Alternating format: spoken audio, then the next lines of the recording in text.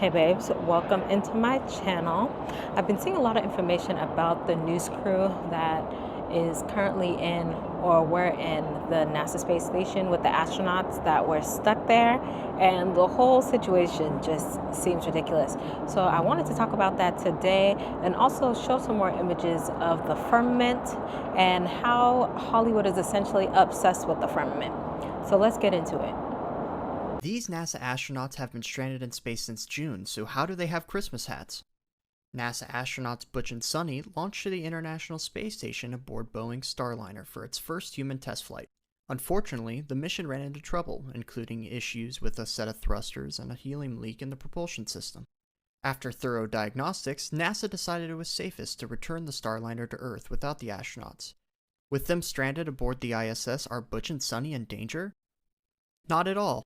The ISS has had continuous human presence since 2000, and supplies are regularly delivered by SpaceX through the Commercial Resupply Services program.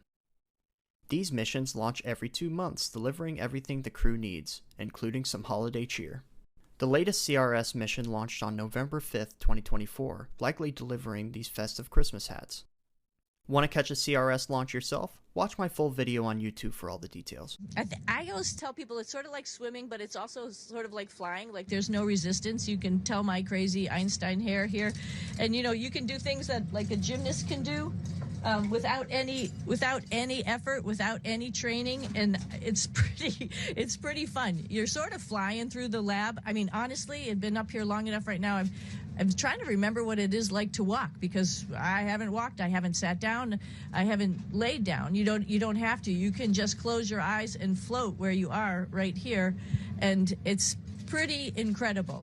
It's a great time of year up here. We get to spend it with all of our family up on the International Space Station. There's 7 of us up here, and so we're going to get to enjoy company together. And one of the best things that I like about Christmas is the preparation and just getting ready, the anticipation, everybody getting together and preparing stuff and just getting ready for the holiday. And a couple little things we have here with us to just prepare, which will be sort of fun. And Christmas is synonymous with food and feasting, and boy, do we have a feast packaged up here. Merry Christmas. 10 arrive, and we're going to hand the baton to Crew 10, and we are going to return to Earth at the end of a successful long-duration mission aboard the space station, performing that mission that we so deeply care about. And that handover will mark the continuation of a legacy that's been going on board the space station for 25 years. And so with that, we're happy to answer your questions. Thank you, Nick. We'll go ahead and jump right into The resupply service program that was mentioned in the previous video. So I guess that could be an explanation as to why they have Christmas hats. But if ISS has been staffed since the 2000s, however easy it was for them to get up there, it should be just as easy to get them back down. Like, why send supplies instead of getting them away to get back down here, if that's the story we're being told? And then she does a video showing that there's no gravity at all, right? But then when you see them with the Christmas hats on, their Christmas hats are staying on their heads. How is it that your hair is all up in the air and then you put on this Christmas hat and you have no issues? There's no strings tying it down. I doubt they have hairpins or anything like that. It's just a Christmas hat on their head. It just gets ridiculous to a point where I feel like, how much longer is it going to be for people to just acknowledge what we're actually seeing with our 2 eyes, opposed to what we're being told to think? It's just overall ridiculous. And on top of that, it takes a significant amount of training, or so we're told, in order to become an astronaut. So you have a random news reporter is just able to go up there. If he's just able to go up there, this is my point. Why didn't they find a way to get them to come back down? The same way that reporter went up there and is just chilling, no problem, no experience. It's wild. It just doesn't make any sense. Look at their rockets. This is how they claim they get into outer space, is these rockets. Their rockets never go straight up. Every single rocket launch from a government space agency, you'll notice follows a parabolic curve. It goes up, it reaches a peak, but what they do is as the rocket starts coming back down, they make sure that it goes down over the ocean, out of the way of any curious observers. Anyone can see it coming back down to Earth, asks, hey, how come the rocket's not going up anymore? Well, it's going around the curvature of the Earth, is what they tell us. So every single rocket, the reason that it follows a parabolic curve, they say, is because it's going around the curvature of the Earth. The real reason is they can't get up any higher than that. The only thing that's been to space is your imagination. They tell us that the Earth is a sphere. They show us pictures of a sphere, of a circle. It's a perfect circle. And then they come out and they say, well, it's actually an oblate spheroid. Oh, what's that? Well, it's a sphere that's flattened at both poles, so it's more of an oval shape. It actually bulges out south of the equator, as well as being flattened at the poles. So it's more pear-shaped. So it's not actually a sphere. It's oblate. And officially it's an oblate spheroid. That's what we call it. But not only that, it's slightly wider below the equator than above the equator. A little chubbier. A little chubbier. Yeah. Chubby's a good word. It's like pear-shaped. So now it's pear-shaped. So why are all of these official NASA photos and videos showing perfect spheres when it's actually an oblate spheroid or a pear-shaped spheroid? They can't get their story straight. The reason they keep changing it is that to fit the model, they have to change the shape of the Earth. South of the equator is larger than north of the equator because lines of longitude that just extend outwards, they don't contract back. So they concede that in their pear model. They say, well, the side bulges out south of the equator. It's bigger south of the equator. Yeah, it is, because it's flat. But instead of admitting that, they just, make tweaks to their model as time goes on. They say that the ball Earth tilts back 23.5 degrees. That's another tweak they made because we can see Polaris, which is right over the North Pole, from 23.5 degrees south latitude. Shouldn't be able to see that on a ball. So they just tilt the Earth back and then okay, now you can see it. And so they come up with explanations in reverse like this. Damage control, reverse engineered explanations.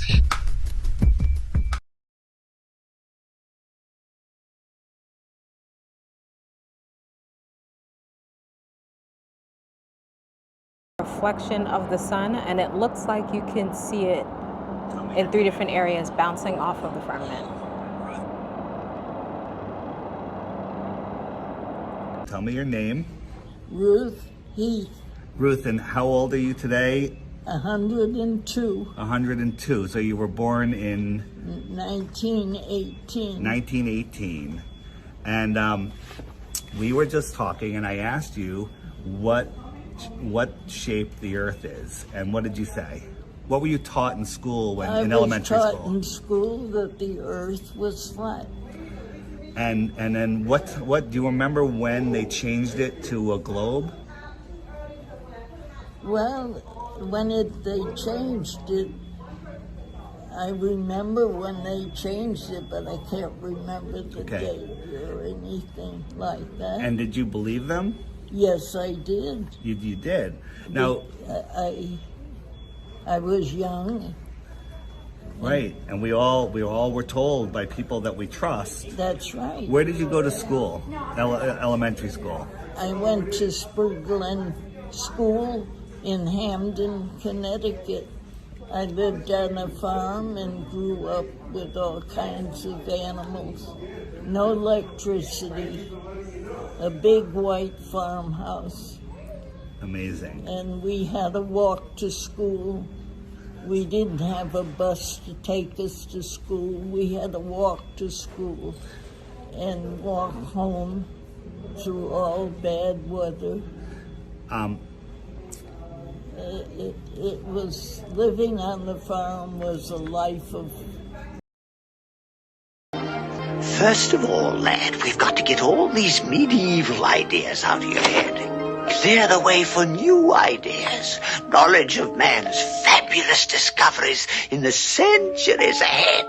Now that'll be a great advantage, boy. Advantage indeed. If the boy goes about saying the world is round, they'll take him for a lunatic. The world is round? Yes, that's right. And it also goes around.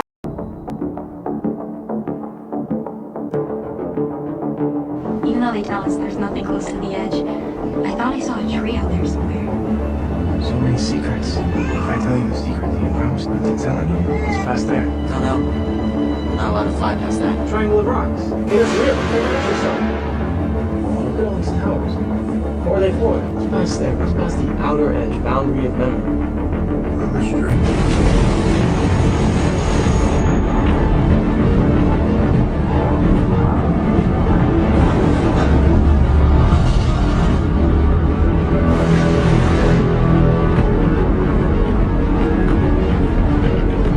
Wish I had been there when the memories returned. They were the truth. The elders and their rules were lied. So I do not apologize.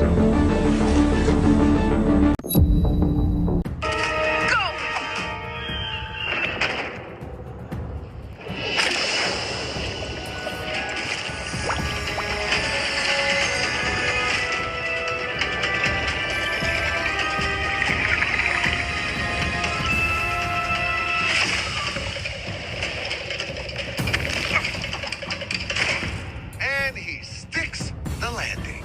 Huh? What? Dum-dum, she's not even here. No mortal's gonna jump into the realm of...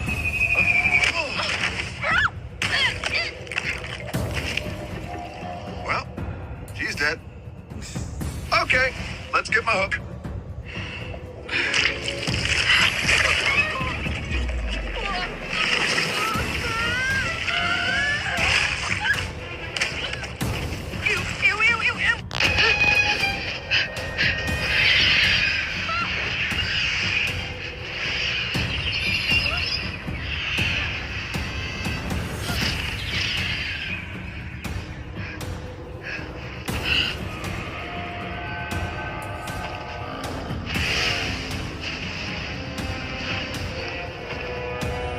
I'm saying back to them, like, just trust me. You guys don't understand, right? Like, we've been lied to. Trust me, you'll see what's ahead. They're going, buddy, you don't know what you're talking about. Oh, we're just going to come back up around the other side of the globe. You know, they're telling me we're going to hit the Indian Ocean, Australia, right? They were thinking in terms of the global model. But this is where it gets crazy, you know, as they realize I ain't stopping. One of the other pilots says to me, he goes, listen, you land that thing now, we sign an NDA and go home, act like this never happened. But go ahead, continue forward if you must, but just know it's a one-way ticket. You ain't ever coming back. What did you do? What I set out to. I could see the wall by this point. There was no turning back. And as I fly over the wall, the other jets behind me just hit wide pivots to turn around, and the pilot radios me one last time. He goes, crazy son of a... Good luck, kid. And I mean, look, I just soar off into no man's land. I'm baffled. I'm seeing land masses that have never been accounted for. The navigational equipment on the jet is no longer working, but I know as long as I stay due south, I'll reach Panthea. I'll reach the Dark Continent. And lo and behold, 30 or so hours later, sun goes down and it never comes back up.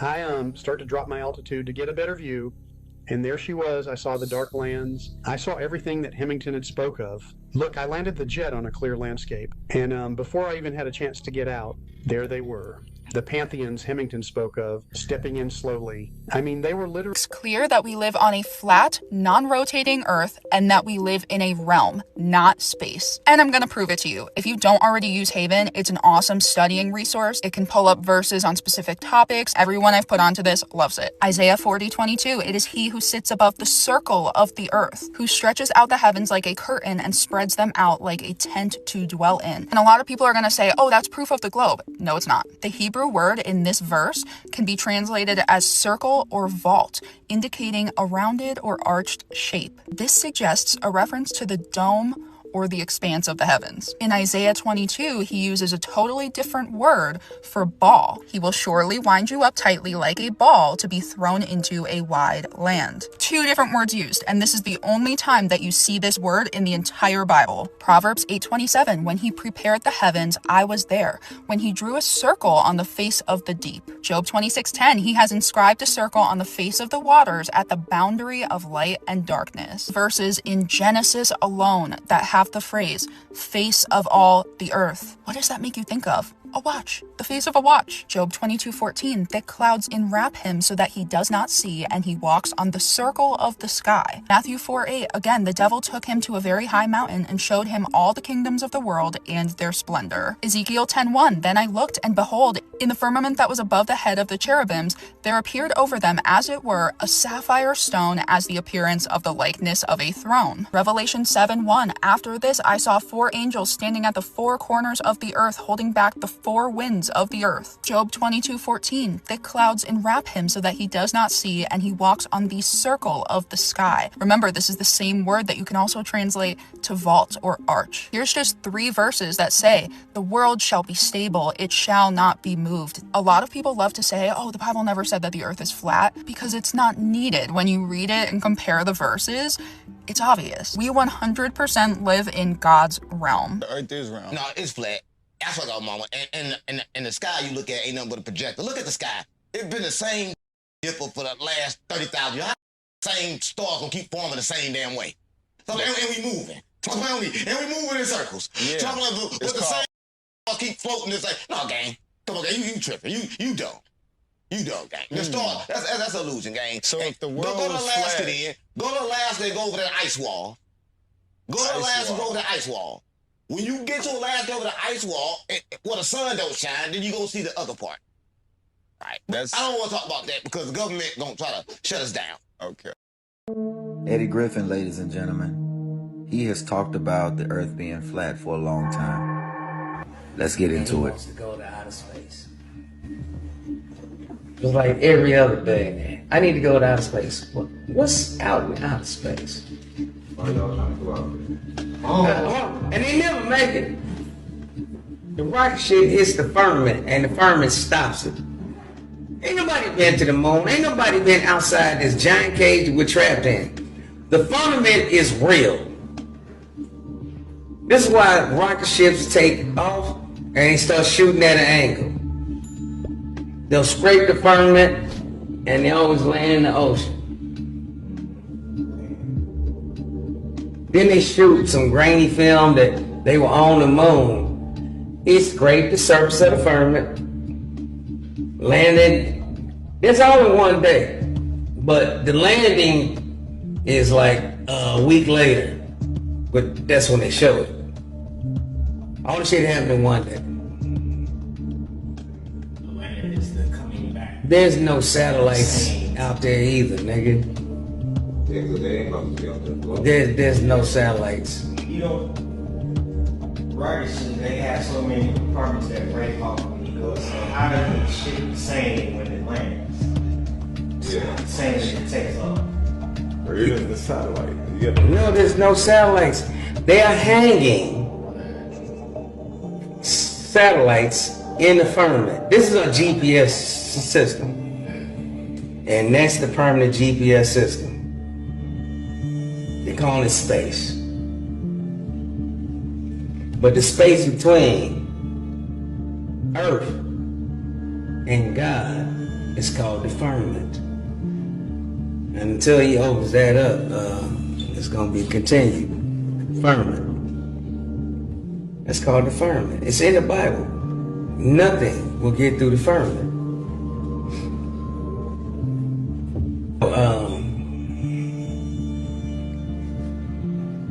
Flat Earth is real.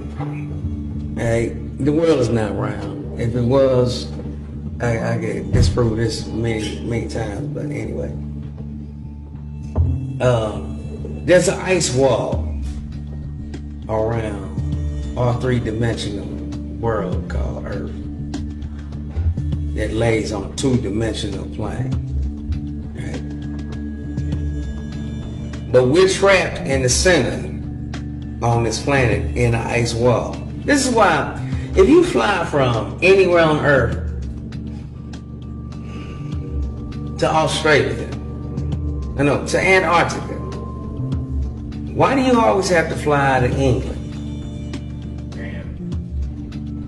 To make it seem like the world is round, you had to travel that far. From Florida to Antarctica is about four and a half hours on a straight shot. So why the fuck you gotta fly from Florida to London and then there? Anywhere you come from, you gotta go to London and London and then there.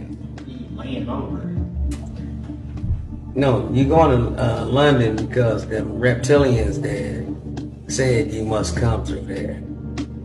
The Weeknd's new album talks about the firmament, the end times, and the music industry taking singers to hell. A couple of you guys told me to look at Timeless by The Weeknd and Playboi Carti. He says, "City on fire when I'm coming home, fill up the sky, I fill up the dome," the firmament. They all know about the firmament. All the people fooling the masses, they all know. It's obvious to them, and they're laughing at us. I got a priest, he got a cross, get out of line, send him to God.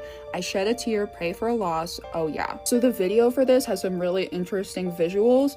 Here it looks like they're in hell, and take notice of this hell mouth. If you guys are familiar with Travis Scott's Astroworld, he has very similar imagery. They're taking from this painting called Christ in Limbo. This is on the outer circle of hell. There's like a giant being that swallows people that are going to hell. And there's all different pictures of hellmouth. Then we had a close-up of hell with the full moon in the background. Then a quick flash of a sign that says paradise. Playboi Carti flashing his pentagram necklaces. The Weeknd doing an Illuminati symbol. He did it like 5 times. This is just 2 pictures. But I want to draw your attention to the album. It's called Hurry Up Tomorrow, and the picture is him screaming in agony. But look at the song list. Wake Me Up featuring Justice. Until We're Skin and Bones. Baptized in Fear. Open Hearts, Opening Night, Reflections Laughing, Enjoy the Show featuring Future, Given Up on Me, I Can't Wait to Get There, Take Me Back to LA, Big Sleep, Give Me Mercy, The Abyss, Red Terror, Without a Warning, and then Hurry Up Tomorrow. Give Me Mercy. Conversations with the Sky, Mercy on My Soul, Things I Should Have Known, Master of Deceptive Lies. Every time I lost my way, I lost my faith. Devil Tricks with Paradise, none of it is true. Fighting for your light, hoping that it's worth all the bleeding. Big Sleep. Well, you used up your borrowed life and you wasted your borrowed time.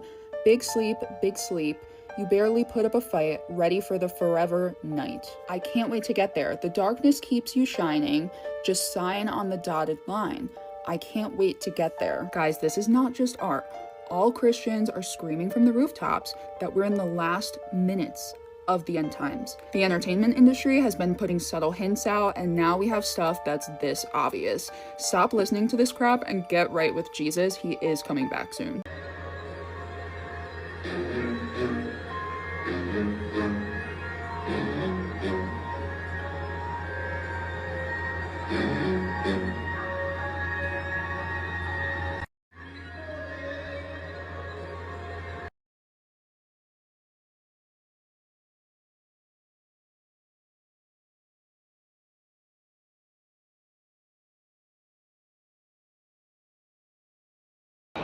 Also, if you've ever heard the term the glass ceiling, that refers to the firmament. So that is it for today's video. Thank you for watching and checking in with the channel, and I hope to see you on the next one.